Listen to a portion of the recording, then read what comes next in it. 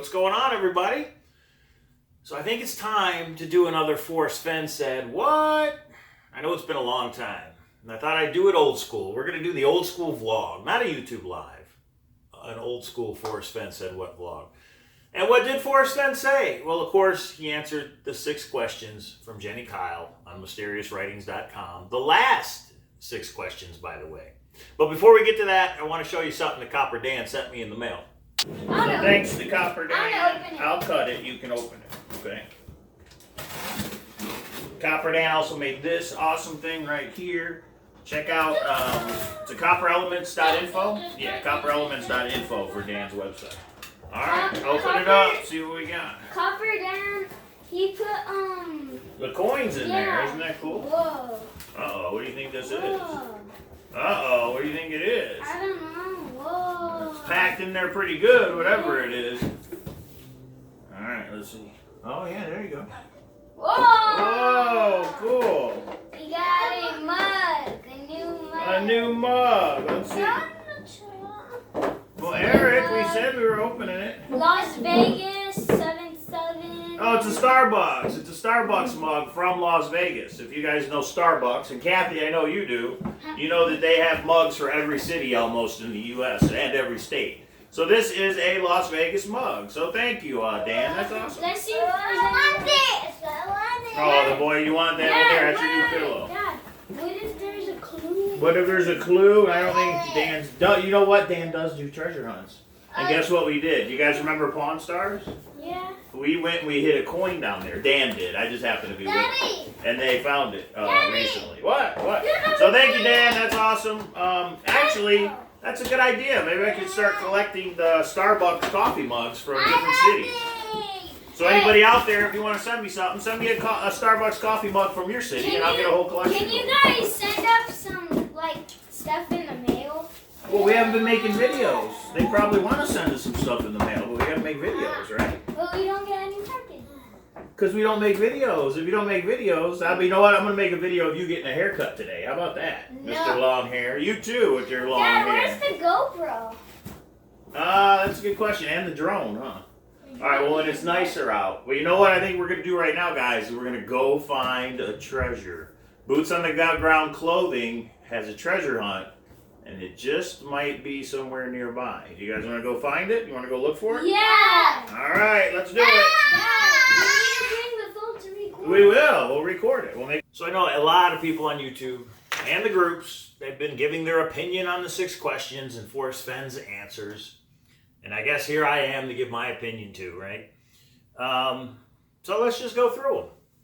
Question 1. It's been 8 years since you hid your treasure chest to silently wait for its finder.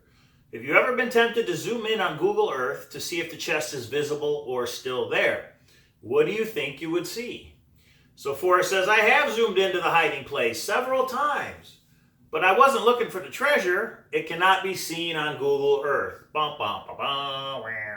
The only changes to that site today are those that nature has made.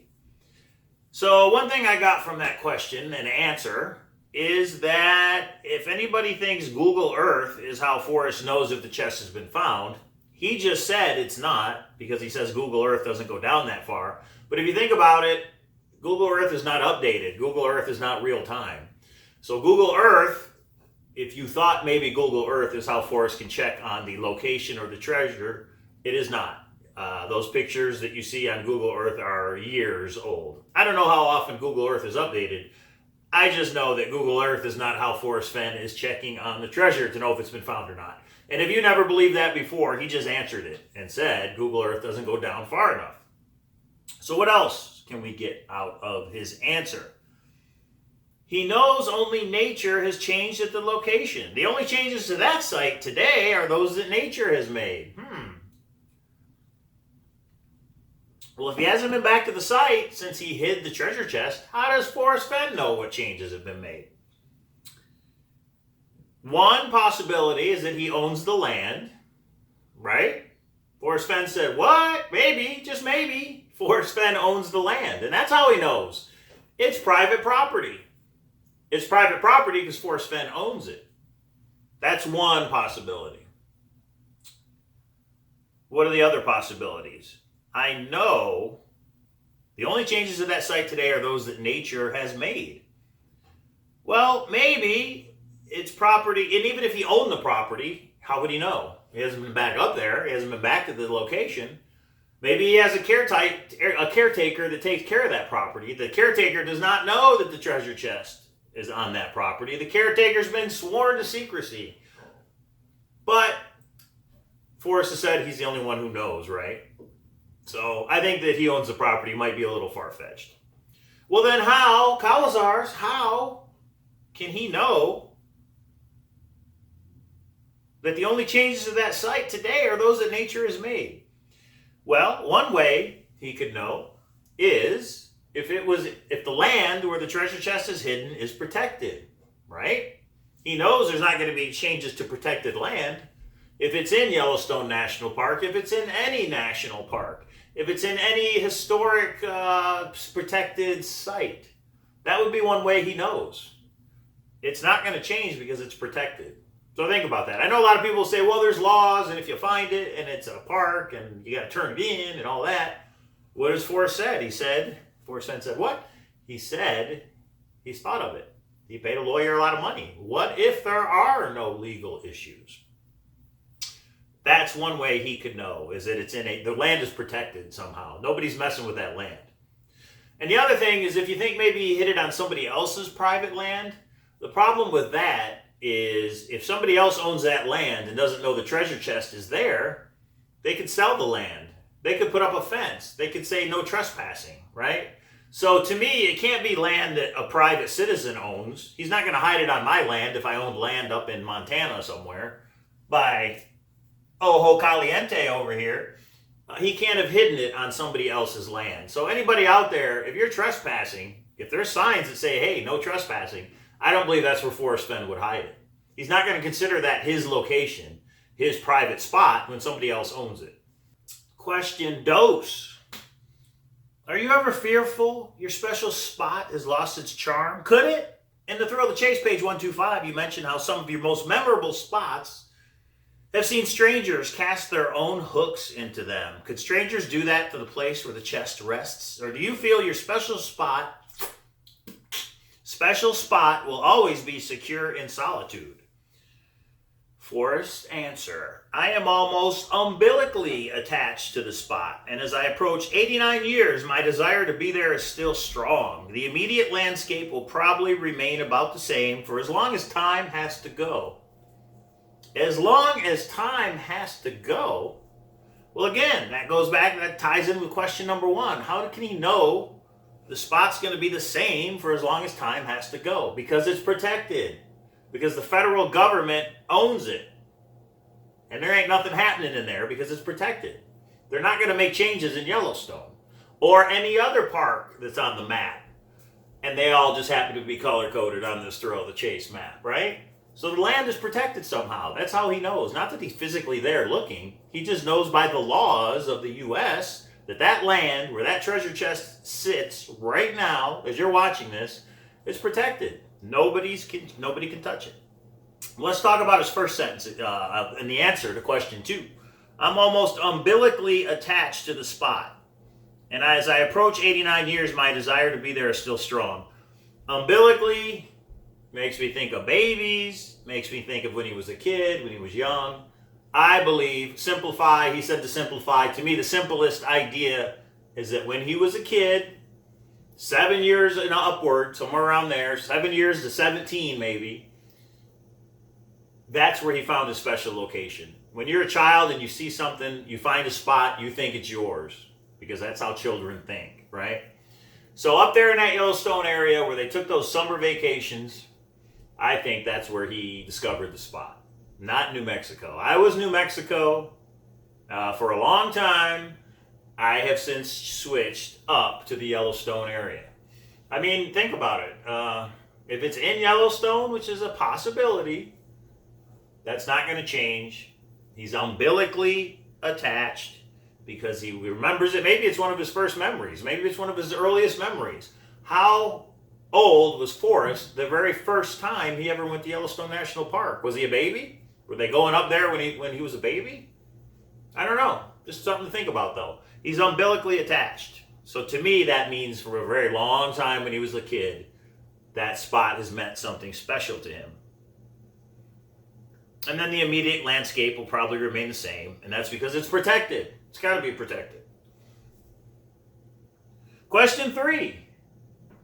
There are so many truly unique artifacts placed in the treasure chest. Each holds a beautiful story that keeps getting longer. Are these treasures, as these treasures continue to endure the passing of time, what do you imagine they are experiencing? Do you feel the conditions have been harsh or kind? I don't really understand the question. I mean, what do you imagine they are experiencing? All right. But hey, maybe he picked this to answer. So, Forrest Fenn's answer to question 3. I've not been back to the treasure chest since I hid it more than 8 years ago. Perhaps the artifacts are enjoying each other's company as they patiently listen for the clomp of a boot. I don't get anything out of that other than they're there, the treasure chest and the artifacts are there waiting for somebody to find it. I don't put anything into the word clomp. Clomp of a boot. What does that mean? Is it buried and they hear the clomp because somebody walked over it? I don't read anything into it. Question 3 is just straightforward. It's there. It's still there from when I hit it 8 years ago, and it's waiting for somebody to find it.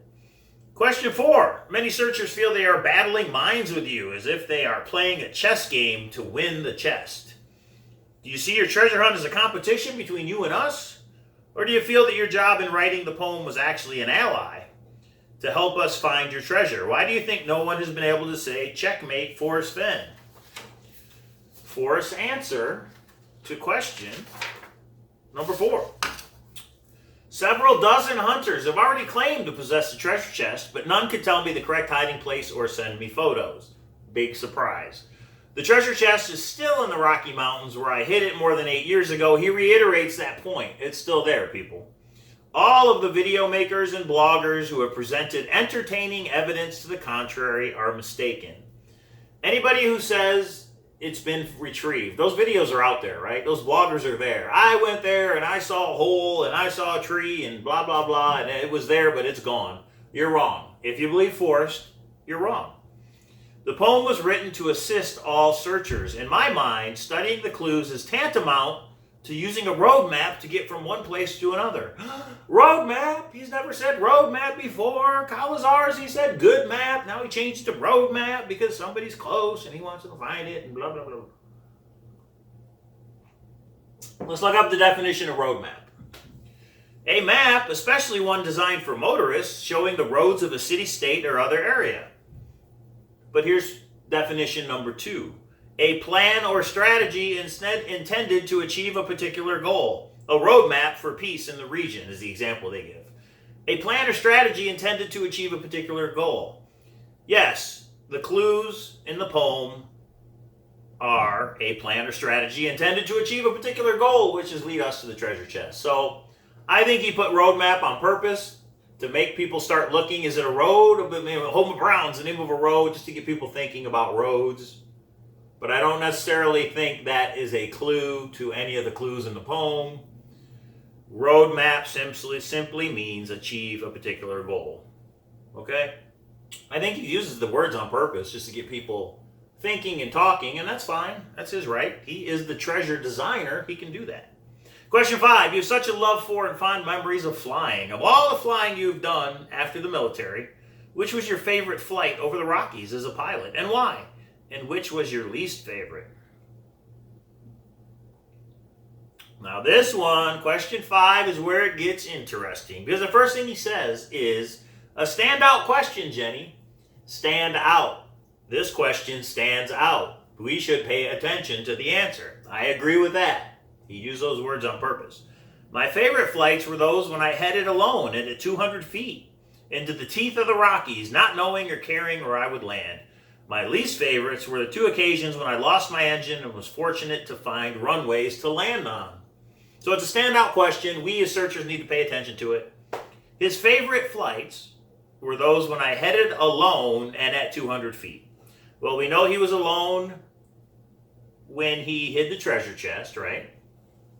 We know there's this talk of a 200-foot searcher, and he uses 200 feet in his answer. What a coincidence, right? and into the teeth of the Rockies. Has he ever mentioned teeth of the Rockies? Not that I know of, but I know that people have said, the mountains in the Rocky Mountains, they look like teeth as you're above them. Not knowing or caring where I would land. And then isn't it interesting that he says, my least favorites were the 2 occasions when I lost my engine and was fortunate to find runways to land on. And he made 2 trips from his car to hide the treasure chest. So what does it mean? Cowlazars, what's it mean? What's he trying to tell us? I think he chose the words on purpose so that we would do exactly what we're doing right now, which is I'm making a video about it. Some people think he's talking to the 200-foot searcher. It's a code, teeth of the Rockies. I don't buy into that. Forrest has always said he's not going to do anything to help anybody get closer to the treasure. And I believe that even in 6 questions that everybody has access to. I think he used Standout Question for us to go, huh? I think he used headed alone and at 200 feet. And we went, huh? And then he says teeth of the Rockies, which is kind of a strange expression. Not knowing or caring where I would land. And my least 2 favorites were the 2 occasions when I lost my engine and was fortunate to find runways to land on. 2 occasions, he made 2 trips from his car, lost my engine and was fortunate to find runways to land on. To me, runways almost sounds like roads again. Roadmap, which he used in the other clue. I don't know. I think he worded it just to get us to talk about it, which we are. So mission accomplished, Forrest Fenn. Question 6. We come to the last of the 6 questions. Question 42. 42. I must give you the opportunity to offer any final words for them. What would you like most to say about the chase or to the searchers? Jenny, since these will be my last words on 6 questions, I'd like to thank you for asking me to participate. It's been an enjoyable thinking experience over the years. I want to thank those of you who make up the community of searchers. It would be nice to meet each of you personally and share a bottle of Great Bet, but alas, it is not to be. I've decided to drastically curtail my social activities related to the chase. The number of emails that enter my box each day have become much more than I can handle, so it's time for me to step back from my computer. I totally understand. The man is going to be 89 years old. I hope those to whom I cannot respond will blame my stamina and not my heart. Did you guys catch what he said there? I hope those to whom I cannot respond will blame my stamina, not my heart. That's a very nice way of saying I'm going to respond to who I want to, but for those of you that I don't, my apologies. Here's my thought. I'm content with knowing the chase has rooted itself in hearts that will help it grow far beyond what I first imagined it could. I'll be enjoying much of my time playing with my little dog Willie and watching the seasons pass. Good luck and safe passage to all of you, F. And I think it's a perfect way for him to end the 6 questions. As far as the picture of the dog, Willie, and it's in the snow, and look, there's footprints. You know what I take that picture to mean? Very simply, when your dog has got to do his business in the wintertime, you take him outside, you let him do his business, you go right back inside because it's cold out. That's what I took that to mean. Because the dog, I don't know. That's the way I read it. Hey, it's wintertime. You shouldn't be out searching. You should let your dog out and then you get back in the house. Just the way I took it. Everybody's got their own opinion. And I thank you guys for watching the video. What else has been going on? I know we haven't had a Forrest Fenn says what in a while. I got an email from a searcher. I'm going to forget it. I'm going to forget his name. Believe it or not, I get a lot of emails, guys. And I want to say Andy from Pennsylvania, but if I have that wrong, I apologize in advance. But Andy emailed me and he said, hey, do you remember when Forrest Fenn said, what? You remember what Forrest Fenn said about the smarter every day, about the backward bicycle? And I said, yeah, I remember that. He's telling us we got to think a little bit differently, learn how to, the backward bicycle, watch smarter every day.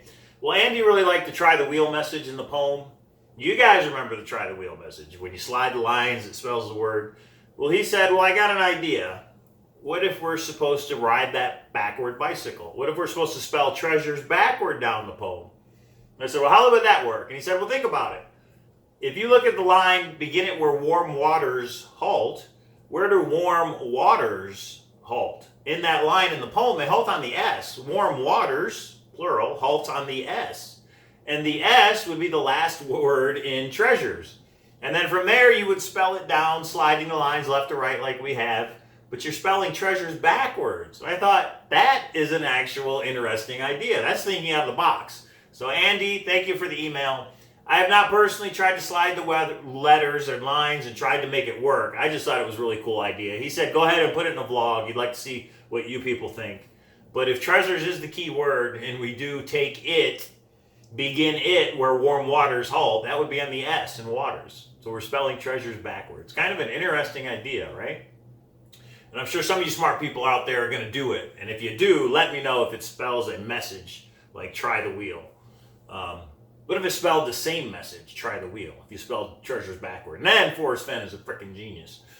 But anyway, Andy, thank you. I hope I got your name right. I'm sorry. I got so much stuff going on. We're hiding coins and doing treasure hunts, and I'm going boots on the ground. And it's just been a very long week, a very busy week. And you know, I didn't plan to do this video. I just came home and said, you know what? It's time. It's time for another Forrest Fenn Said What vlog. Not a YouTube live, not a panel. Just me talking in the camera like I used to back in the day. So I just want to say thank you to everybody that's watched the videos and given it a thumbs up. I know a lot of people have given it a thumbs down lately, and you know what? That's okay, because you guys are entitled to your opinion too. I hope to be making the videos a little bit more often than I have been. These videos right here. I'm not a good planner. I don't like to schedule. Every Monday at 8 p.m. there's going to be a Forrest Fenn Said What. When a mood strikes me, I do these things, and I know you guys are going, yeah, we know, Cowlazars, you don't plan things very well. So, yeah, thanks for watching. Forrest Fenn Said What. All the Forrest Fenn Said What videos are on Cowlazars.com. All there in order. You can watch them all right from the website, or you click it and it'll take you to YouTube. So, yeah, I'll see you guys next time.